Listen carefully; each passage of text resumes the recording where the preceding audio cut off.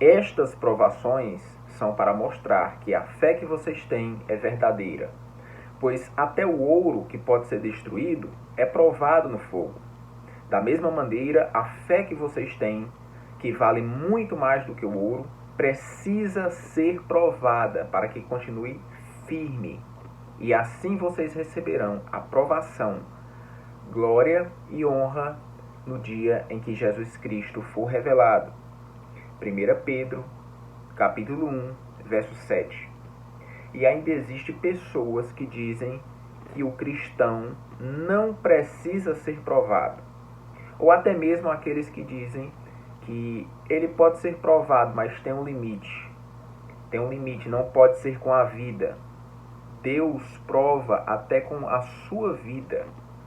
Até você necessita morrer, não só espiritualmente, mas também às vezes carnalmente, para demonstrar a sua fé. A soberania de Deus decide isso. A sua vontade decide isso. Muitos não aceitam, muitos não entendem, questionam. E eu quero falar isso para vocês, que está descrito em alguns versos que eu separei aqui, a qual, no final dos tempos, isso será muito comum. Isso será comum, assim como foi em muitas eras e algumas localidades, mesmo nos dias atuais. Eu vou citar aqui o Provérbio 17, verso 3, que diz assim: o ouro e a prata são provados no fogo, mas é o Senhor que revela quem são as pessoas realmente. No final eu vou contar uma pequena história que vai ilustrar tudo isso que eu estou propondo aqui. No livro de Mateus 24, verso 29 em diante, você vai ver que Cristo, ele volta apenas depois da tribulação. A tribulação vai ser instaurada. Os cristãos vão passar por ela. Ninguém vai ser livre da tribulação. O que o livro de Apocalipse diz é que nós seremos livres das pragas que Deus vai lançar sobre a besta e sobre aqueles que adoram a sua imagem. Mas não fala em nenhum momento que nós vamos ser livres da tribulação do tempo do anticristo. Muito pelo contrário. Cristo fala em Mateus 24, verso 29, que retornaria para buscar seus escolhidos apenas depois da tribulação daqueles dias. O apóstolo Paulo deixa claro que nosso encontro com Cristo não acontecerá sem que primeiro se manifeste o anticristo, sem que primeiro o anticristo exerça o seu domínio, sem que ele mostre a que veio. O livro de Daniel, ele fala sobre esses períodos de angústia, esses períodos de perseguição, de morte, de aflição. Eu posso citar aqui Daniel, capítulo 11, verso 33 e o 35.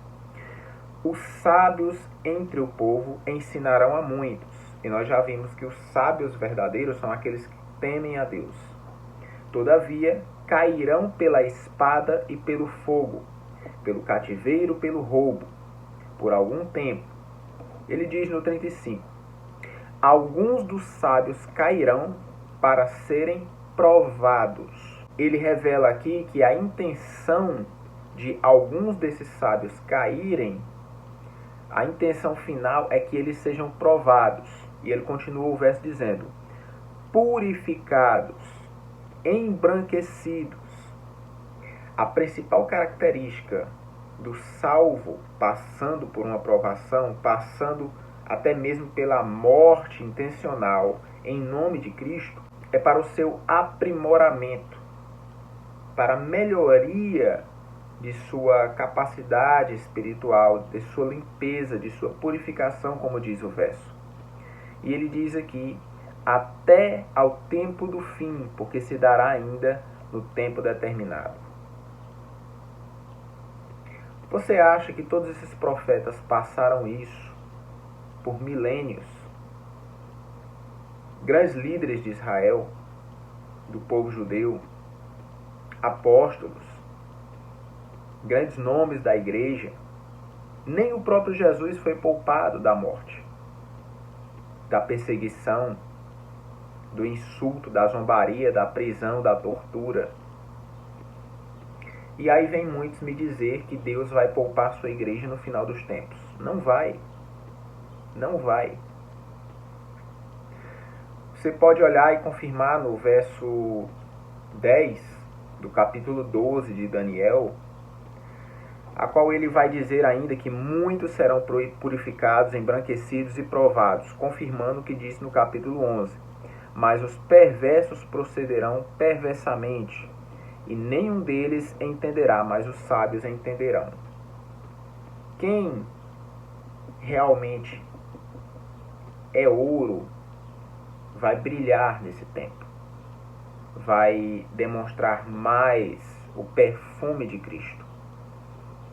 E quem é perverso, quem é ímpio, vai exalar mais um odor desagradável, vai se revelar cada dia mais quem realmente ele é, quem eles são, o que podem fazer. No final dos tempos, as características inerentes internas do ser humano, sejam boas ou ruins, para os salvos e para os condenados, elas vão aflorar de uma maneira inimaginável. É nesse momento que tudo é potencializado. Nós podemos observar que por toda a vida os mártires, os profetas, a igreja, os apóstolos, todos eles pagaram com o que puderam, abdicando de suas famílias, abdicando de suas vidas, de seus prazeres. O próprio Jesus disse, orando a Deus, que Deus não nos tirasse do mundo. Muitos acreditam que a intenção é nos tirar do mundo, nos tirar do planeta. Confira João capítulo 17, verso 15. Jesus ora a Deus e diz ao Pai, não peço que os tire desse mundo, mas que os livre do mal. Então a intenção aqui é a mesma do Pai Nosso. Não nos deixe cair em tentação, mas livra-nos do mal. A tentação vai vir, assim como veio para Jesus e para todo mundo. A tempestade vai vir, seu barco vai balançar. Os problemas, as aflições desse mundo são muitas e Jesus avisou. E nada é tão ruim que não possa ser pior. Mas o propósito é que você passe por tudo que for necessário, pelo que Deus determinar que você passe. O propósito só Ele sabe. Mas nós seremos fortalecidos, embranquecidos, purificados, provados para ter aprimoramento, e no final tudo isso servirá para a glória de Deus, por decisão soberana dele. Todos têm que entender que o universo inteiro está sob o controle de Deus. Por mais que o diabo seja o príncipe desse mundo, mas Deus continua no controle das decisões finais. E muitos não entendem o porquê de determinadas coisas, mas o próprio Jesus disse que naquele dia nada me perguntareis. Ou seja, naquele dia, o dia da redenção, o dia da glorificação, naturalmente, automaticamente, todas as nossas dúvidas, todos os nossos questionamentos sumirão, desaparecerão. Nós não teremos mais nada para questionar. Nós entenderemos tudo. Tudo fará sentido. O apóstolo Paulo dizia que hoje o que nós vemos é como um espelho turvo, é como uma nuvem, é como um espelho borrado. Nós não conseguimos enxergar plenamente a completude. Antigamente os espelhos eram feitos de latão, então eles poliam e ficavam uma imagem, mas não nítida, uma imagem turva, borrada. E Paulo diz, nós hoje vemos dessa forma, mas um dia veremos face a face. como eu vejo você. Então, o nosso papel é ter fé e confiar, aceitar os desígnios de Deus. Jesus disse: bem-aventurado aqueles que não viram, mas creram. E eu ainda vou adiante e digo: bem-aventurado aqueles que não entenderam, que não compreenderam os planos de Deus, mas aceitaram, creram nele. Isso é uma extensão do que Jesus falou. Com outras palavras, mas a mesma coisa. Engloba tudo. Para terminar, eu queria contar uma pequena história que eu acho que alguns de vocês já conhecem, mas aos que não conhecem, certa vez um ourives, um artesão que trabalha com ouro, foi mexer uma porção que estava misturada, tinha ouro, tinha várias impurezas, e ele tinha que colocar no fogo para limpar aquelas impurezas, e colocou. Nós sabemos que o ouro, se você não tomar cuidado com ele no fogo o tempo todo, pode chegar um momento que ele seja destruído. Então o ourives, ele colocou o fogo ali e jogou o ouro naquele recipiente. Quando jogou, ele ficou cuidando daquele ouro para que seja tirada as impurezas e ao mesmo tempo para que o ouro não fosse destruído no fogo. Por isso que nós lembramos da passagem que Deus diz, em que nós somos submetidos a provações, a tentações, mas Ele não nos deixará passar além daquilo que suportamos. Ok? Então, o ourives está ali, purificando o ouro, mas ao mesmo tempo cuidando para que o ouro não seja destruído.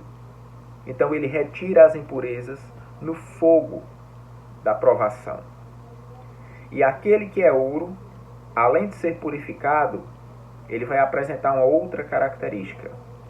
Quando é que o ourives, que é o Criador, quando é que o ourives sabe que o ouro está pronto para ser tirado? Quando é que ele sabe que o ouro já está puro o suficiente para ser tirado do fogo? É muito simples. Quando o ourives olha para o ouro e vê a sua face estabelecida nele. Quando ele vê o seu rosto reluzindo naquele ouro. Quando ele vê a sua cara aparecendo na imagem daquele ouro brilhando. Você conseguiu compreender essa pequena parábola? É isso que sempre aconteceu. E é isso que vai acontecer no final dos tempos. Todo aquele que realmente é ouro, e os que não são também, os que são falsos cristãos, os que são impuros, todos serão lançados no fogo, enquanto o Senhor ficará olhando para aquele ouro até que ele seja limpo, e cuidando deste ouro para que ele não seja destruído. E quando ele estiver totalmente puro, como disse Daniel, estiver purificado, limpo, embranquecido, depois da provação, aí o Senhor vai ver a sua face limpa e refletida naquele ouro. E é a hora de tirar eles da provação, de tirar eles do fogo. E é aí que acontece o arrebatamento. Como disse Jesus em Mateus 24, verso 29 ao 31. Depois da tribulação daqueles dias, reunirei os meus anjos para que ajuntem os meus escolhidos dos 4 cantos da terra. Você entendeu? Então hoje nós vamos encerrar esse pequeno e breve estudo. Vamos ficar por aqui, mas vou trazer mais conteúdos logo em breve. Estudaremos mais sobre o final dos tempos e também sobre a fé que você e eu devemos ter em Deus, a confiança verdadeira em Cristo, o entendimento correto dos evangelhos e muito mais. Então, nos vemos na próxima semana.